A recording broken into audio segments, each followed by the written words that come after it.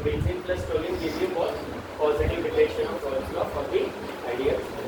इसी के बगल में नॉन आइडियल वाला भी बना लो. So come on fast.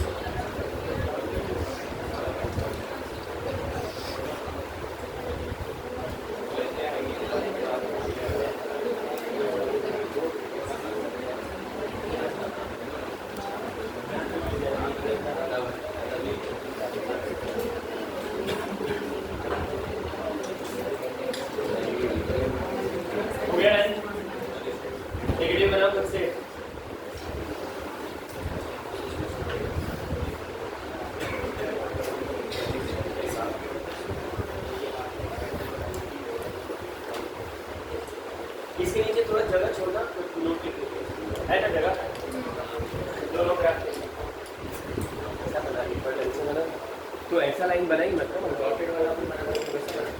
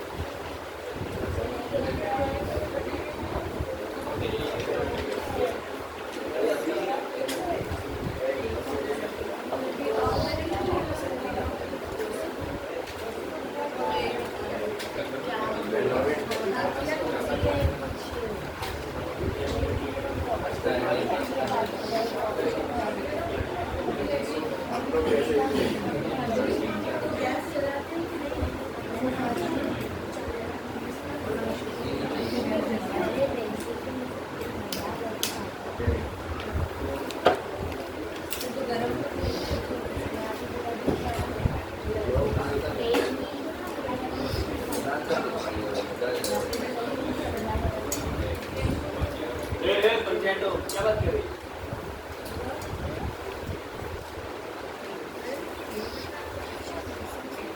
ऐसे देखिए ना कितना सही लोग लगते हैं ना, इतने ही अंदर से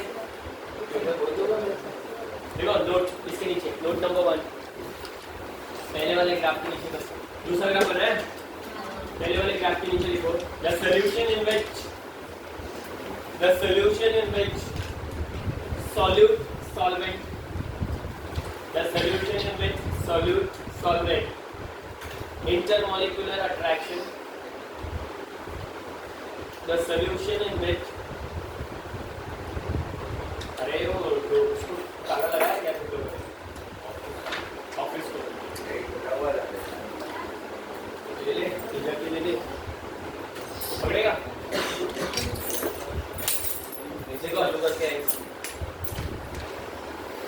The solution in which solute solvent, intermolecular attraction are weaker than those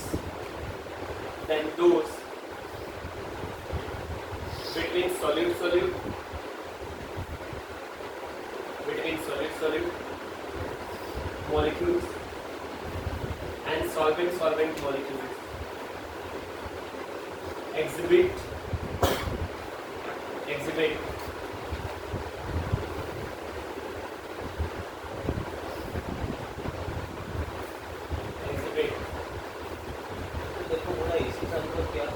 positive deviation।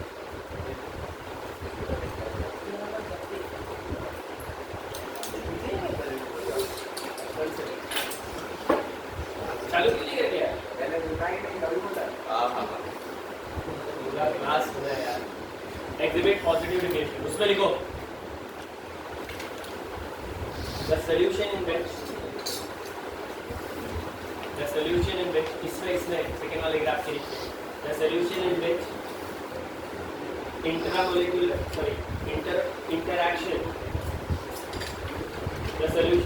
interaction between solvent and solute molecule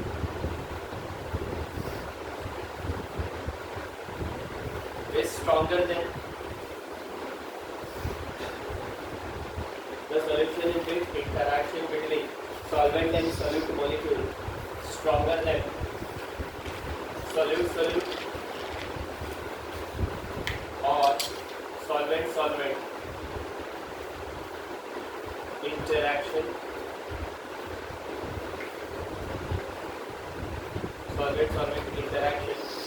exhibit negative deviation। उसमें एग्जाम्पल लिखना सेकेंड वाले में, phenol plus aniline,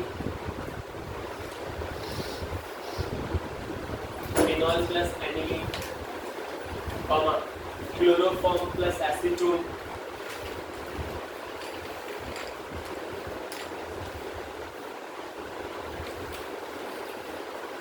ethanol plus acetone, carbon disulphide plus acetone,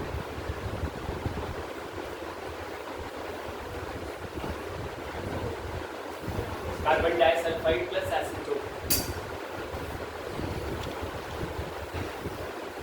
उसी के नीचे बड़ा सा ना डिस्टिंग्विश लगा, distinguish between ideal and non ideal, minimum 4 point ना।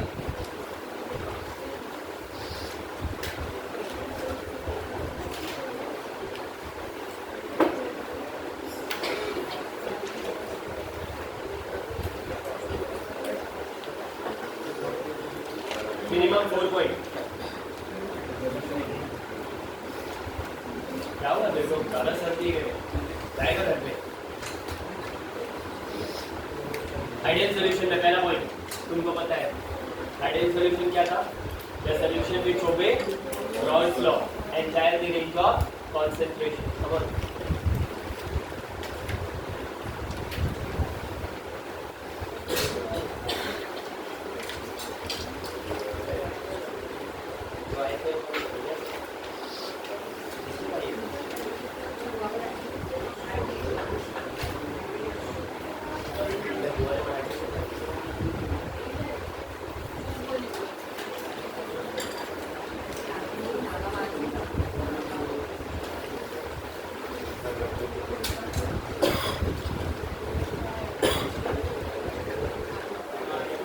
उसमें लिखना नॉन आइडियल सॉल्यूशन आर दो solution which do not obey Raoult's law and tag the range of concentration.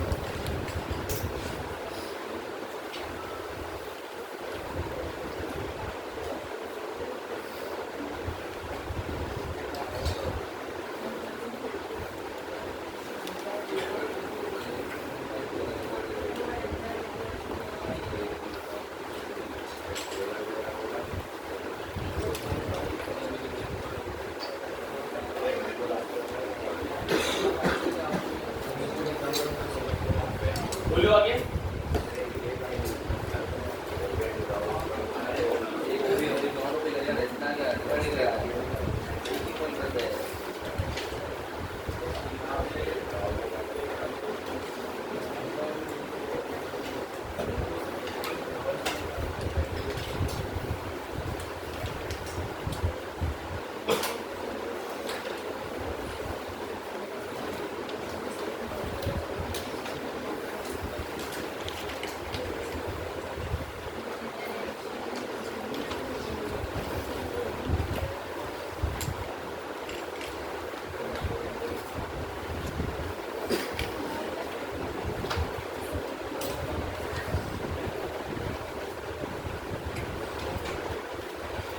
Point number 2, the vapor pressure of ideal solution. The vapor pressure of ideal solution always lies. The vapor pressure of ideal solution always lies between vapor pressure of pure component.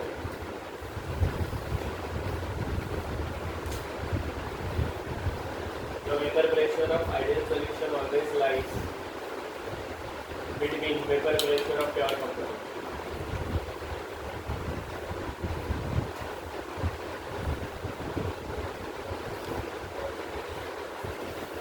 उसमें लिखो the vapor pressure of this solution can higher or lower. The vapor pressure of this solution can be higher or lower than those of pure component.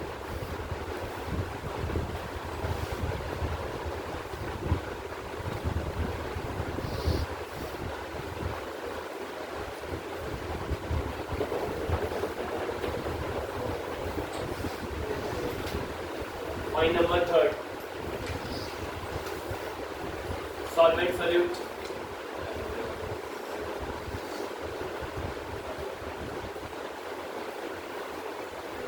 Solute solute,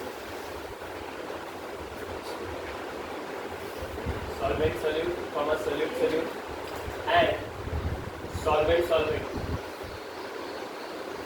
molecule interaction are compared. Solvent solute, solute solute, and solvent solvent molecule interaction are compared.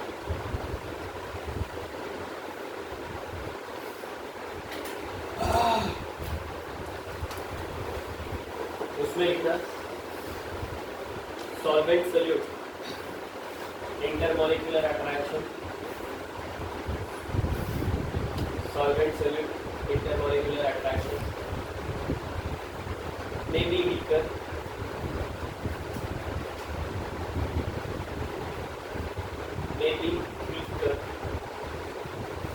and stronger than those between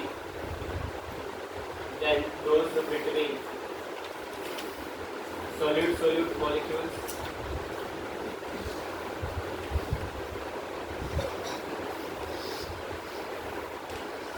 and solvent molecules.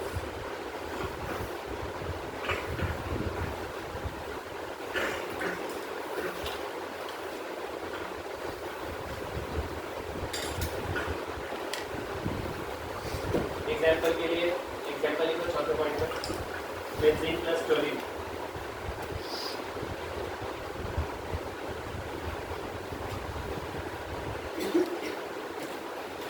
उधर देखो ethanol plus acetone, carbon disulphide plus acetone,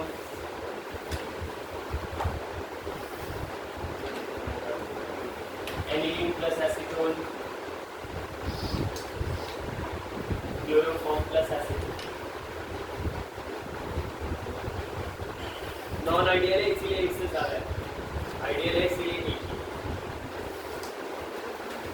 हाँ, यहाँ से आप derivation start होता है, 3 बड़े बड़े डेरिवेशन और हर के न्यूमेरिकल। लगाओ कॉलिगेटिव प्रॉपर्टी, कॉलिगेटिव प्रॉपर्टी। आज हम तीनों डेरिवेशन खत्म करेंगे। कॉलिगेटिव प्रॉपर्टी,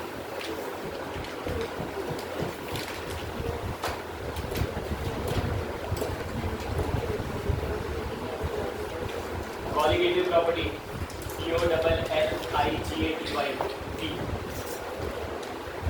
COLL, लिखना बेटा, क्या बात। चलिए कॉलिगेटिव प्रॉपर्टी लगाइए हेडिंग, कॉलिगेटिव प्रॉपर्टी। पहले तो कॉलिगेटिव प्रॉपर्टी का डेफिनेशन लिखो। अच्छा, उससे पहले मैं तुमको बता दूं, हमारे पास 4 तरह की कॉलिगेटिव प्रॉपर्टी हमको पढ़ते हैं, चारों के डेरिवेशन है, जिसमें से एक का बहुत कम है। पहला है एलिवेशन इन बीपी, बीपी बोले तो बॉइलिंग पॉइंट। दूसरा है डिप्रेशन एंड एफपी बोले तो फ्रीजिंग। उसके बाद है RLBT, जानते हैं इसको बोलते हैं relative lowering of vapour pressure. और उसके बाद आता है लास्ट ऑस्मोटिक प्रेशर। चलो ये चारों बात पे लिखना, पहले लिखो कॉलिगेटिव प्रॉपर्टी का definition. The property, sorry the physical property, अरे ये नहीं लिखना है, उसके बाद लिखना है। The physical property of solution, the physical property of solution depends on the physical properties of solution depends on the number of solute particles, number of solute particles in solution, number of solute particles in solution. The physical properties of solution that depends upon the number of solute particles in solution and not on their nature, and not on their nature are called colligative properties.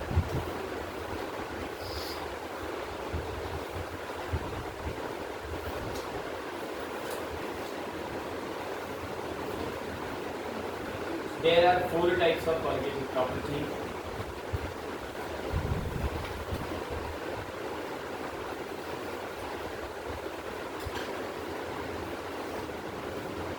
कौन से सामने लिखा है फटाफट लिखो।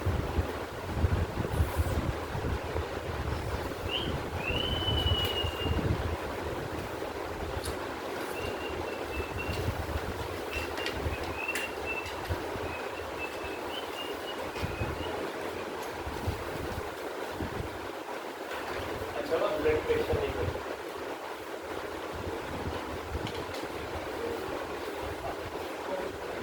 आज तुम लोग एक नोटिस कर रहे हैं, देखो युक्ति का ना चेहरा उतरा हुआ है, कुछ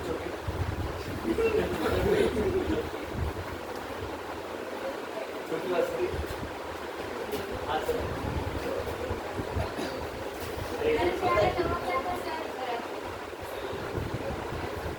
फ्रीजिंग पॉइंट, इसको बहुत बीच में बनाया जाता है।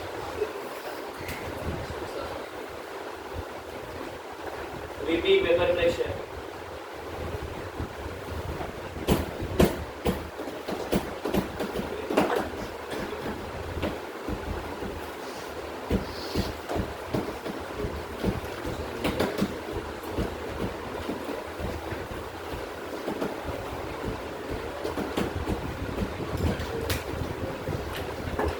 लॉगबुक निकाल लो भाया, विदाउट लॉगबुक इधर कुछ काम नहीं होता है।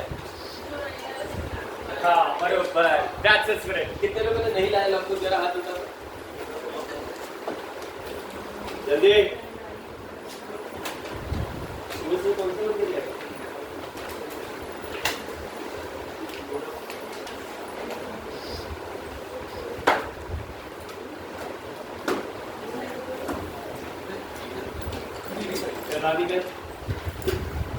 बाहर निकल जल्दी कर। खड़ी हुई तो बाकी सबको डाउट हुआ कि खुद ही बोल के बाहर जा रही है। ठीक है, पहला लगाओ number 1 elevation in boiling point.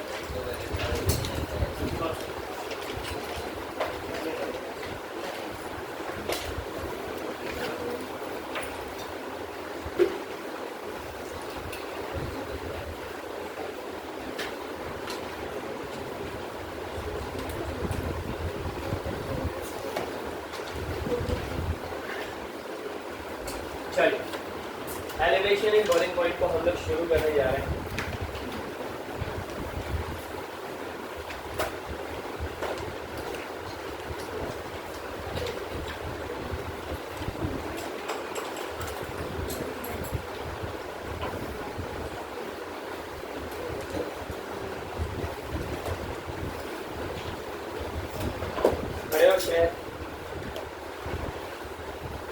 What is mean by boiling point? Boiling point का क्या मतलब है?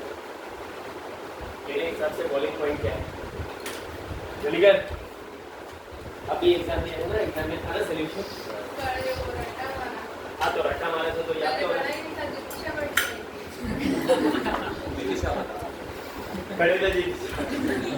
बोल। सिंपल है, those temperature at which liquid start boil is known as boiling point. इसलिए तो खुलासा करना है और सिग्नल तो करना है, तो यही रीजन। बढ़िया, गुड गुड। बॉइलिंग पॉइंट क्या होता है? तो बेचारी ने क्या गलत बोला? तो वही था।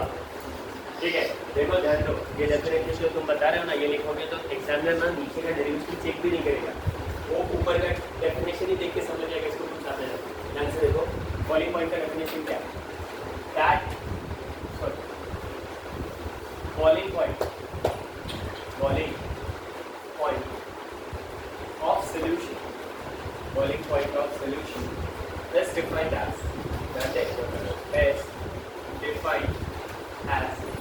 that temperature of any solution, that temperature of any solution is that temperature of any solution where the vapor pressure of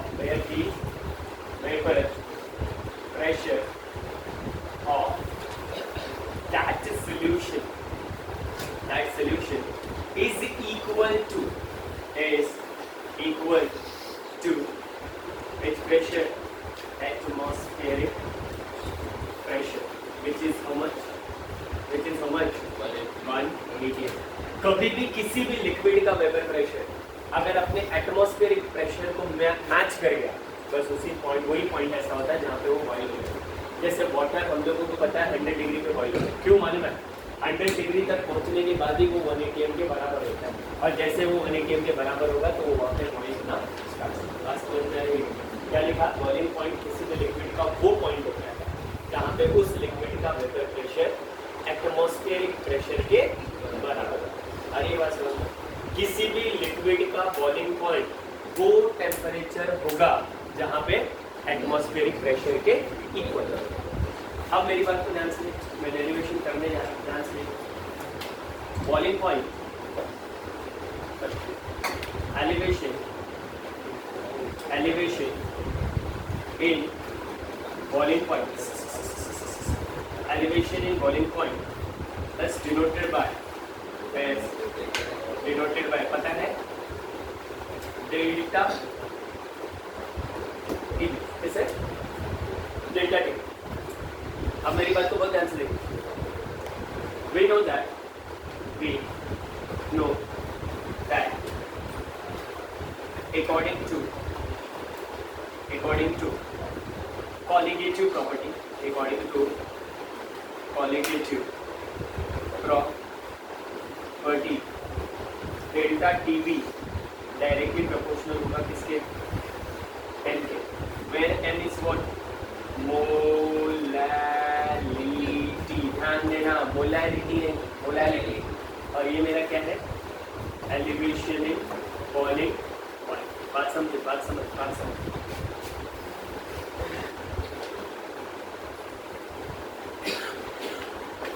अब मुझे एक बात बताओ, वी नो दैट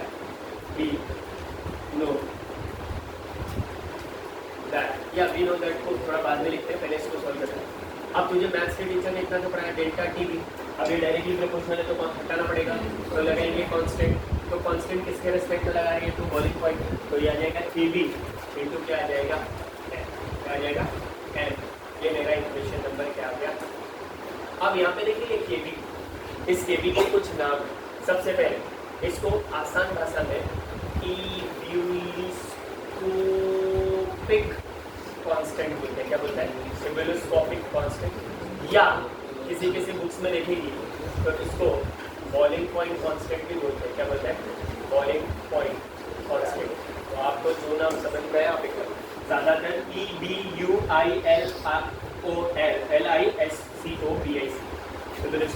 अब मुझे बता, वी नो दैट, कोई बोलेगा नहीं।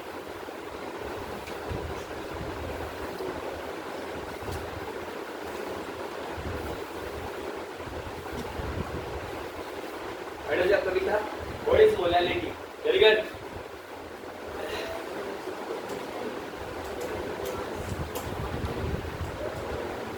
कितने लोगों को पता है रीजन है?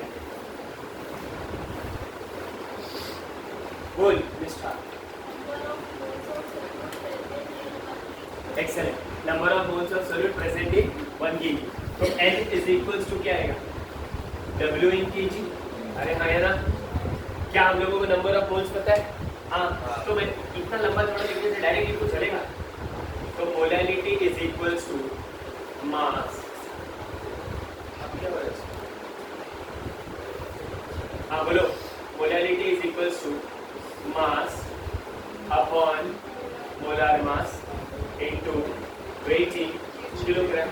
अरे हाँ या ना, ये हमारा है इक्वेशन नंबर 2।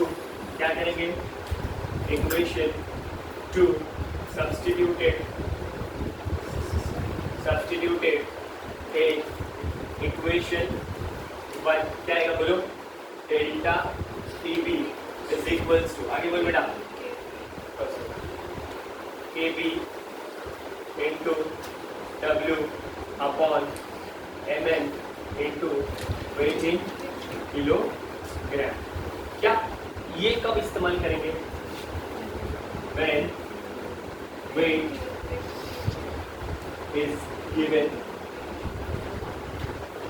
in kg। बोलिए अगर ग्राम में दिया हुआ तो कैसे लिखेंगे, और तो delta TB is equals to क्या,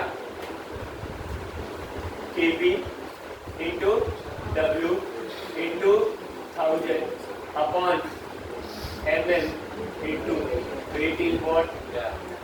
बात समझ रहे हैं? मैं देखो फिर से बता रहा हूँ, दोनों फॉर्मूला न्यूमेरिकल में लगेगा और इसके न्यूमेरिकल वाक्य में बहुत चैलेंज होंगे, दोनों के दोनों फॉर्मूलाज इसमें रखेंगे। अब मेरी बात ध्यान दे, यहाँ तक लिखोगे तो आपको 3 मार्क्स मिलेगा, यहाँ तक।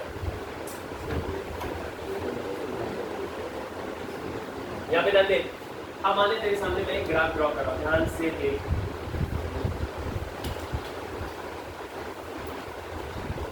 बता ग्राफ क्या अगेंस्ट क्या करूंगा ड्रॉ, बोलो बड़ा इससे, वेपर प्रेशर अगेंस्ट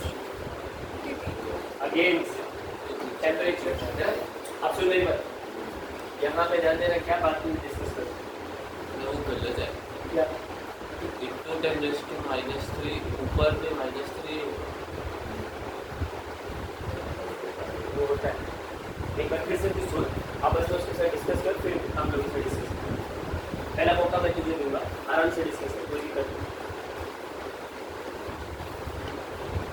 सोच कोई दिक्कत नहीं। मैं ऐसा गुस्से में नहीं बोल रहा हूँ, आराम से सोच ले, फिर मैं बता। अच्छा अब मेरे पास ध्यान से देख, पहले ग्राफ देख ले, उसके बाद सोच आराम से। अब मान ले मेरे पास ये एक लाइन है, कोई बताएगा ये कौन सी लाइन है?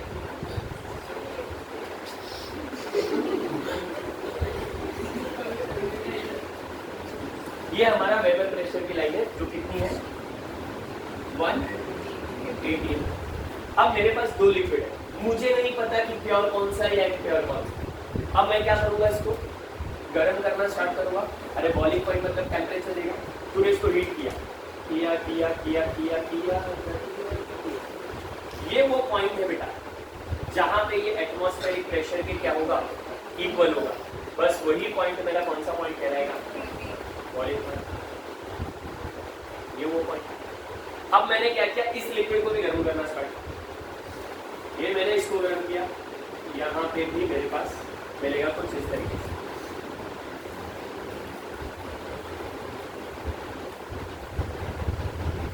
अब मान लो कि मैंने इसको 1 ले लिया और इसको 2 ले लिया। मेरा क्वेश्चन ये है, जिसको पता है रीजन, इन दोनों में से प्योर कौन सा है, 1 या 2? अगर देखो ये 2 के लिए मैंने बनाया बॉइलिंग पॉइंट, एक प्योर है दूसरा इम्प्योर। मुझे ये जानना है कि प्योर वाला कौन सा है, 1 या 2? Is right. एक पूरे क्लास में सिर्फ एक बच्चे को लगता है कि मेरे को इसका आंसर पता है। यस बोल, प्योर 1 होगा। क्यों? क्योंकि उसका वेपर प्रेशर क्या है, ज़्यादा है, और इसका वेपर प्रेशर क्या है, बात समझ में आ रही है क्या? क्योंकि इसका वेपर प्रेशर ज़्यादा है तो ये डेफिनेटली कौन सा कंपोनेंट होगा, प्योर कंपोनेंट होगा। और इसका कम है वेपर प्रेशर, मतलब ये कौन सा कंपोनेंट है, इम्प्योर लिक्विड। तो ये वाला इम्प्योर लिक्विड है और ये वाला मेरा कौन सा लिक्विड है, प्योर। अच्छा, इम्प्योर कौन सा है, इम्प्योर कौन सा है, ये वाला। तो ये मेरा होगा TB, और ये मेरा कौन सा होगा, TB नॉट होगा। क्या होगा, TB नॉट। तो इन दोनों के बीच का डिफरेंस कैसे निकालोगे, delta TB is equals to, बोलो बोलो बोलो बोलो, TB माइनस TB। तू ध्यान से लिखेगी, अभी तुझे ये फॉर्मूला मिलेगा, लेकिन जब तू डिप्रेशन इन फ्रीजिंग पॉइंट पढ़ेगी तो यहाँ पे TF नॉट माइनस TF आएगा। वो क्यों, वो तो ग्राफ से समझ में आएगा। तो ध्यान रखना है, ये वाला जो है, ये वाला मेरा कौन सा कंपोनेंट है, प्योर कंपोनेंट है, और ये वाला मेरा कौन सा कंपोनेंट है, प्योर कंपोनेंट। सही बात समझ लो। तो जब भी ध्यान रखना, जिसका भी वेपर प्रेशर ज़्यादा हो, क्योंकि हम सबने पढ़ा था क्या, vapour pressure of any pure component is always greater than vapour pressure of any impure, right ना? ये हम लोगों ने देखा है। तो हमेशा ये बात ध्यान रखना। ये हमारा पहला डेरिवेशन हो गया। इतना लिखोगे जाके